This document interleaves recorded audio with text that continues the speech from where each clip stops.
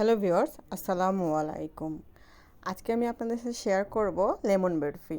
এই লেমন বরফিগুলো মিষ্টির দোকানে একদম চড়া দামে বিক্রি করে। তাই ভাবলাম যে খুব সহজে এই লেমন বরফিগুলো আপনাদেরকে বানিয়ে দেখাই। দেখুন দেখতে কি সুন্দর হয়েছে। মাত্র 1 কাপ গুঁড়া দুধ আর 1 কাপ ময়দা দিয়ে আমি বানিয়ে ফেলেছি 1 কেজি সন্দেশ। এটা দেখতে যেমন অসাধারণ হয়েছে, খেতেও দারুণ মজা। লেমন বরফিগুলো একদমই মিষ্টির দোকানের মতো হয়েছে। খেতে এতটাই মজা হয়েছে যে কি বলবো আপনাদেরকে। আমি এখানে একটা প্যানের মধ্যে 1 কাপ ময়দাকে ড্রাই রোস্ট করে নিচ্ছি। বেশিক্ষণ ভেজে লাল করে নেওয়া যাবে না, জাস্ট হালকা ভেজে নেব আমি, যেন ময়দার কাঁচা গন্ধটা না থাকে। এটা হয়ে গিয়েছে। এখন আমি অন্য একটি প্যানের মধ্যে নিয়ে নিচ্ছি 1 কাপ চিনি। আমি এখানে লাল চিনিটা ব্যবহার করেছি আর হাফ কাপ পানি ব্যবহার করেছি। হাফ কাপ পানি দিয়ে এটাকে আমি বলক তুলে নেব 2 থেকে 3টা। এটাকে আমি কোনো ধরনের কোনো তার করব না, আমি জাস্ট স্টিকি হবে এই ধরনের করে চুলাটা বন্ধ করে দেব।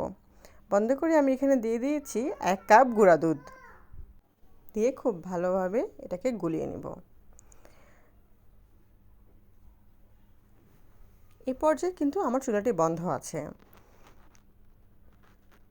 এটা যখন খুব ভালোভাবে গুলানো হয়ে যাবে তার মধ্যে আমি দিয়ে দিব আমার ড্রাই রোস্ট করে রাখা ময়দাটি।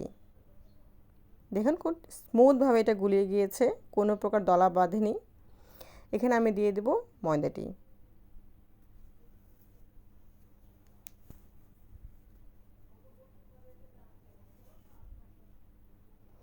দিয়ে এটাকেও আমি ভালো করে মাখিয়ে নিব। এই পর্যায়ে একটু এটা মাখানো একটু কঠিন হবে, কিন্তু দেখবেন যে আস্তে আস্তে মাখানোর পরে এটা খুব ভালোভাবে স্মুথ হয়ে যাবে।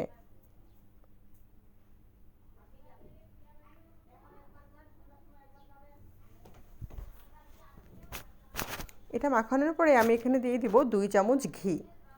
এখানে কোনো প্রকার তেল ব্যবহার করা যাবে না। এখানে আপনার বাটার ব্যবহার করতে পারবেন, ঘি ব্যবহার করতে পারবেন, আবার ডালটাও ব্যবহার করা যাবে, কিন্তু কোনো প্রকার তেল ব্যবহার করা যাবে না।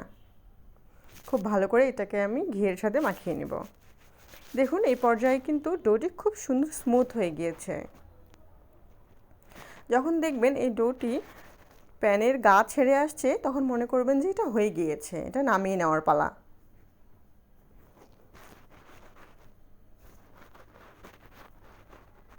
এটা এখন আমি একটা পাত্রে ঢেলে দেব। এটা হাত দিয়ে একটু জাস্ট মাখিয়ে নিচ্ছি। তারপর আমি এখানে 4টি ভাগে ভাগ করেছি, ছোটো ছোটো 4টি ভাগ, আর 2টি বড় ভাগে ভাগ করেছি। এখানে আমি দিয়েছি রেড ফুড কালার। তারপর আমি দিয়ে দিব এখানে ইয়েলো ফুড কালার।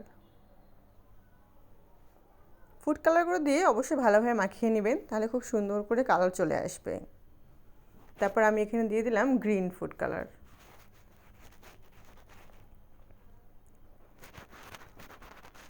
তারপর এখানে আমি দিয়েছি 1 চামচ কোকো পাউডার।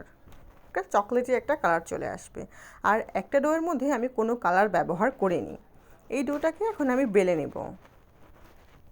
আপনারা একটু লম্বাভাবে বেলে নেবেন, খুব পাতলাও না আবার খুব মোটাও হবে না, নর্মাল একটা রুটির মতো করে বেলে নিলেই হবে, লম্বা করে। তারপরে এখানে একটা কোকো পাউডারের ডোটা দিয়ে আমি এখানে মুড়িয়ে দিয়েছি। তারপরে দিয়ে দিলাম গ্রিন কালার। তারপর দিয়ে দেবো ইয়েলো কালারটি দিয়ে মুড়িয়ে দেবো। এটা মুড়ানো খুবই সহজ, খুব ইজিভাবে মুড়িয়ে যাবে। তারপর একটা র্যাপিং পেপারের মধ্যে দিয়ে এটাকে আমি আলতো হাতে এভাবে ডলে ডলে এটাকে সমান করে নেব। যেহেতু এটা অনেক মোটা হয়ে আছে, এভাবে করে দিলে সুন্দরভাবে পাতলা শেপে চলে আসবে। তারপরে গ্রিন কালারটা আমি এভাবে রুটির মতো করে বেলে ওই আগের মোড়ানো ডোটা দিয়ে আমি এখানে মুড়িয়ে দিচ্ছি। এটা আসলে বলে বোঝানোর মতো না, আপনারা দেখলেই বুঝতে পারবেন আমি কিভাবে করেছি। তারপরে আমি এটা করে আমি ফ্রিজে রেখে দেব 30 মিনিটের জন্য। 30 মিনিট পরে দেখছেন কি সুন্দর এটা সেট হয়ে গিয়েছে, একদম সন্দেশের মতো শক্ত হয়ে যাবে, খুব সুন্দর খেতে। তারপরে আমি এটা পিস পিস করে সন্দেশের সাইজে কেটে নেব। দেখুন কি সুন্দর কালার চলে এসেছে। এখানে আমার রেড কালারটা আমি ব্যবহার করতে আসলে ভুলে গিয়েছি, তাই ওটা নেই।